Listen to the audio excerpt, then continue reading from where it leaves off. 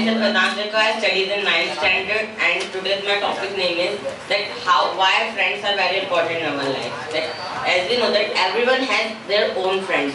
Every friend circle has many kinds of people. Everyone has a different kind of personality.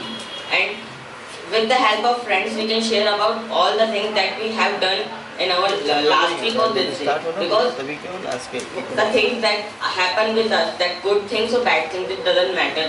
But the someone should be there that we can talk to him or her. So we can share our all the things that we have done in our day.